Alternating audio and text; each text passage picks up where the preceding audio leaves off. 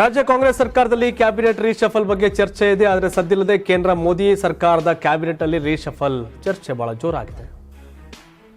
ನರೇಂದ್ರ ಮೋದಿ ಅವರು 75 ವರ್ಷ ಆದ್ಮೇಲೆ ರಾಜೀನಾಮೆ ಕೊಡ್ತಾರೆ, ಹೊಸ ಪ್ರಧಾನಿ ಬರ್ತಾರೆ ಅನ್ನೋ ಚರ್ಚೆ ನಡೆಯುತ್ತಿದೆ. ಈ ವೇಳೆ ಮೋದಿ ಕ್ಯಾಬಿನೆಟ್ ರೀಶಫಲ್ ಬಗ್ಗೆ ಚರ್ಚೆ ಕೂಡ ಆಗ್ತಾ ಇದೆ. ಹೌದು, ಬಿಜೆಪಿ ರಾಷ್ಟ್ರೀಯ ಅಧ್ಯಕ್ಷರ ಬದಲಾವಣೆ ಜೊತೆಗೆ ಕ್ಯಾಬಿನೆಟ್ ಕೂಡ ಬದಲಾವಣೆ ಆಗ್ತಾ ಇದೆ. ಬಿಹಾರ ಚುನಾವಣೆಗೂ ಮುನ್ನವೇ ಮೋದಿ ಸಚಿವ ಸಂಪುಟ ವಿಸ್ತರಣೆ ಪುನರಚನೆ ಬಗ್ಗೆ ಚರ್ಚೆ ಆಗ್ತಾ ಇದೆ. ಖಾಲಿ ಇದ್ದ ರಾಜ್ಯಸಭಾ ಸದಸ್ಯ ಸ್ಥಾನಕ್ಕೂ ನಾಮನಿರ್ದೇಶನ ಪ್ರಕ್ರಿಯೆ ಪೂರ್ಣ ಆಗಿದೆ. ಈ ಬಾರಿ ಸಂಪುಟ ವಿಸ್ತರಣೆಯಾದರೆ ಮಿತ್ರ ಪಕ್ಷಗಳಿಗೆ ಹೆಚ್ಚಿನ ಸ್ಥಾನ ನೀಡೋಕೆ ಚಿಂತನೆ ಮಾಡಲಾಗ್ತಾ ಇದೆ. ಜೆಡಿಯು, ಎಲ್ಜೆಪಿ, ಟಿಡಿಪಿಗೆ ಹೆಚ್ಚಿನ ಸ್ಥಾನ ನೀಡಲು ಬಿಜೆಪಿ ನಾಯಕರು ಚಿಂತನೆಯನ್ನು ಮಾಡ್ತಾ ಇದ್ದಾರೆ. ಶೀಘ್ರದಲ್ಲೇ ಕೇಂದ್ರ ಸಚಿವ ಸಂಪುಟಕ್ಕೆ ಹೊಸ ರೂಪ ನೀಡುವ ಸಾಧ್ಯತೆ ಇದೆ. ಯುವ ಸಂಸದರನ್ನ ಸಂಪುಟದಲ್ಲಿ ಸೇರಿಸಿಕೊಳ್ಳಲು ಮೋದಿ ಒಲವನ್ನ ಹೊಂದಿದ್ದಾರೆ. ಹಿರಿಯ ಸಚಿವರನ್ನು ಹೊರತುಪಡಿಸಿ ಬಹುತೇಕ ಹೊಸ ಮುಖಗಳಿಗೆ ಮಣೆ ಹಾಕುವಂತ ಸಾಧ್ಯತೆ ಇದೆ.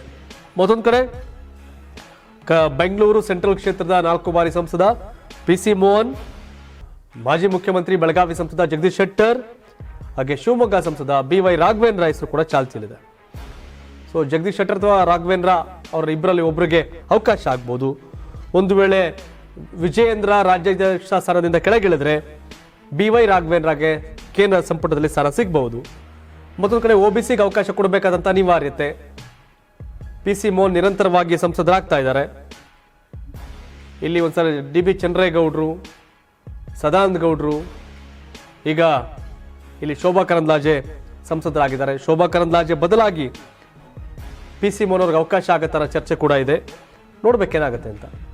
ಬಟ್ ನರೇಂದ್ರ ಮೋದಿ ಅವರು ಮೋಹನ್ ಭಾಗವತ್ ಮನೆ ಮಾತಾಡ್ತಾ ಒಂದು ಹೇಳಿದರು, 75 ವರ್ಷ ಆದ್ಮೇಲೆ ಜವಾಬ್ದಾರಿ ಬಿಟ್ಕೊಡ್ಬೇಕು, ಜವಾಬ್ದಾರಿನ ಬಿಟ್ಕೊಟ್ಟು ಬೇರೆಯವ್ರಿಗೆ ಹೋಗ್ತಾ ಇರಬೇಕು ಅನ್ನೋ ದಾಟಿ ಹೇಳಿಕೆಗಳು. ನರೇಂದ್ರ ಮೋದಿಯವರ ಸೆಂಡ್ ಆಫ್ ಕೊಡೋಕೆ RSS ನಾಯಕರು ಸನ್ನದ್ಧರಾಗಿದ್ದಾರೆ, ಸಿದ್ಧರಾಗಿದ್ದಾರೆ. ನರೇಂದ್ರ ಮೋದಿ ಅಧಿಕಾರವನ್ನು ಬಿಟ್ಕೊಡ್ತಾರ? ಆ ಮೇಲ್ಪಂಕ್ತಿ ಯಾಕೆ ಕೊಡ್ತಾರೆ? 75 ವರ್ಷ ಆದ್ಮೇಲೆ ರಾಜಕೀಯ ನಿವೃತ್ತಿ ತಗೋಬೇಕು, ಅಧಿಕಾರವನ್ನು ತ್ಯಜಿಸಬೇಕು ಅನ್ನೋ ವಿಷಯದಲ್ಲಿ ಏನು ಮಾಡ್ತಾರೆ ಅನ್ನೋ ಪ್ರಶ್ನೆ ಸಹಜವಾಗಿದೆ. ಈಗ ನಿಮ್ಗೆಲ್ರಿಗೂ ಅನ್ಸುತ್ತೆ ಆ ಕ್ಯಾಬಿನೆಟ್ ಹೆಂಗಾರಾಗಲಿ ಮೋದಿ ಕತೆ ಏನು ಹೇಳಪ್ಪ ಅಂತ. ನಾವು ಹೇಳೋದೇನಿಲ್ಲ, RSS ಅವ್ರು ಹೇಳ್ತಾವ್ರೆ ದಾರಿ ಬಿಡಿ ಮೋದಿ ಅಂತ. ಗಡ್ಕರಿ ಪ್ರಧಾನಿ ಆಗ್ಬೋದು ಅಂತ ಹೇಳ್ತಿದ್ದಾರೆ. ಅಜಾತ ಶತ್ರು ವಾಜಪೇಯಿ ಅವ್ರ ನಂತರ BJPಯಲ್ಲಿ ಎಲ್ಲರೂ ಪ್ರೀತಿಗೆ ಪಾತ್ರ ಆಗಿರ್ತಕ್ಕಂಥ ವ್ಯಕ್ತಿ ಅಂತಂದರೆ ಅದು ನಿತಿನ್ ಗಡ್ಕರಿ. ಗಡ್ಕರಿಯವರು ಆಗ್ಬೋದು ಅನ್ನೋ ಪ್ರಶ್ನೆಗಳಿದೆ. ನೋಡ್ಬೇಕೇನಾಗ್ತಾರೆ ಅಂತ. ಯೋಗಿ ಆದಿತ್ಯನಾಥ್ ಹೆಸರು ಕೂಡ ಇದೆ. ಆದರೆ RSS ಲೆಕ್ಕಾಚಾರ ಬೇರೆ ಇದೆ. ಯಾಕಂದರೆ RSS ಮಗುವೇ BJP ಬೇರೆ ಅಲ್ಲ, RSS ಬೇರೆ ಅಲ್ಲ. BJP ದೇಹವಾದರೆ RSS ಉಸಿರು. ಹಾಗಾಗಿ ಮೋದಿ ಬದಲಾವಣೆಯ ಜೊತೆಗೆ ಈ ಲೆಕ್ಕಾಚಾರಗಳು ನಡೀಬೋದು ಅಂತಿದೆ. ಬಿಹಾರ ಚುನಾವಣೆಯ ನಂತರ ನರೇಂದ್ರ ಮೋದಿ ಪದತ್ಯಾಗ ಆಗಬಹುದು, ಆ ವೇಳೆ ಪುನರ್ರಚನೆ ಆಗಬಹುದು ಅಂತಿದೆ.